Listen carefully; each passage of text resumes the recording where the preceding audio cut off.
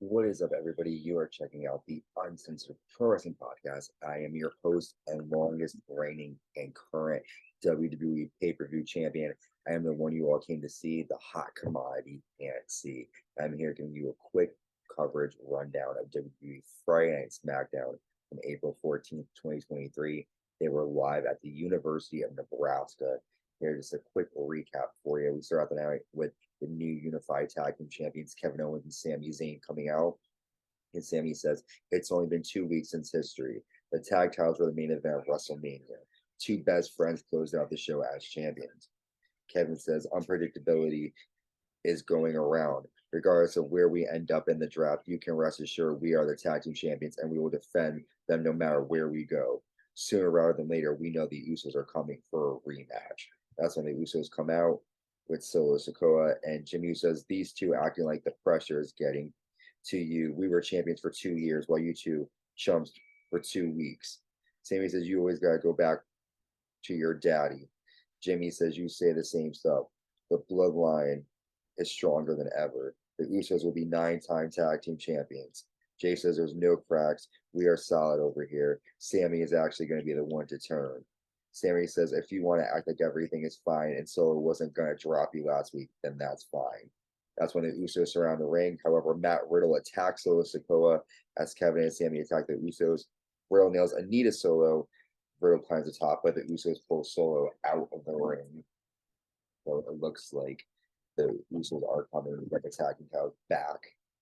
We start our first night match. We have Xavier Woods defeating LA Knight in a pretty decent match. LA Knight rolls up Woods and holds the tights. Woods is able to counter and hold Woods tights and gets the victory after that. We then see Xavier Woods go backstage and challenges Gunther to an Intercontinental Championship match. That'll be interesting to see the two of them go at it. We then see Matt Riddle and Sami Zayn backstage, and Sami tells Riddle to be careful dealing with Bloodline, knowing that they heard him. Kevin says, don't tell him to be careful. Tell him to go at them. Tell him to go full force, and don't let anything stop him from defeating the Solo Sikoa and the Usos. Riddle says he keeps his side of the street clean, and he will defeat Solo tonight. We then see Damian Priest. He comes out with the Judgment Day by his side, and Damian says Backlash is in San Juan, Puerto Rico, and the host, my friend Bad Bunny, will be there. Bunny, if you put your hands on my family again, we all know what can happen. And then the Judgment Day laugh as we see a video of Damian Priest choke slamming Bad Bunny through an announce table the night after WrestleMania.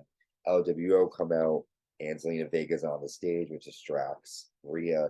And then the LWO attack Damian Priest and Dominic, and we get to our match between Priest and Santos Escobar. And it was a decent match, a lot of back and forth, but Damian Priest gets the win after Zelina Vega Hurricane Rana's Rhea Ripley into the railing, and Damian yells a huge kick in the south of heaven. After the match, Damian goes to chokeslam Santos Escobar, but Rey Mysterio makes the save. He attacks Dominic, goes for the 619, but Dominic is pulled out of the ring before Rey can do any damage. It looks like we're going to see Bad Bunny, some kind of 6-man tag match at Backlash. I'm excited for that to happen. We then see Paul Heyman backstage telling the Usos that Matt Riddle embarrassed the family, and Solo tells him that he's got this.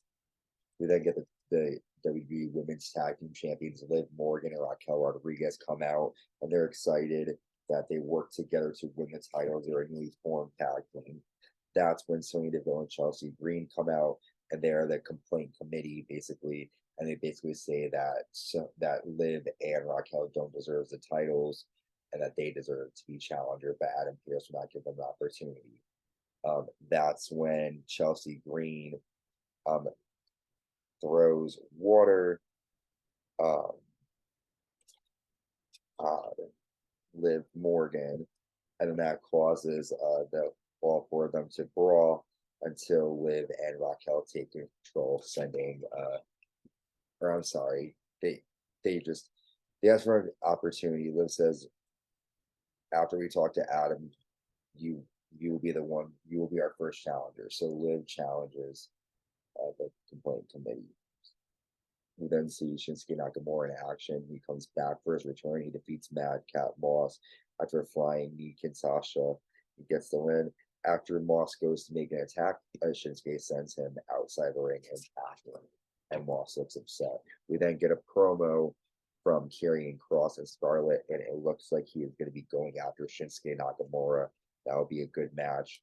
We then see the Viking Raiders attacking Ricochet and Braun Strowman backstage. They toss Ricochet through a railing and they powerbomb him through a table. We then get our main event action here. We have Matt Riddle with Sami Zayn and Kevin Owens taking on Solo Sikoa with the Usos. A lot of action here. The end comes after the Usos double super kick Sami Zayn.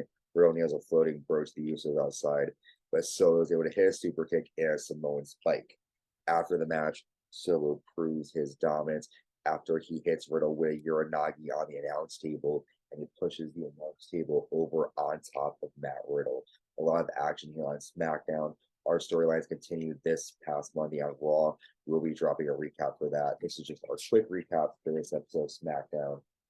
We will be coming out with a recap for the next episode or next coming days. I want to thank you all for your time, and I hope you guys have a good night. Stay safe and stay uncensored. Bye.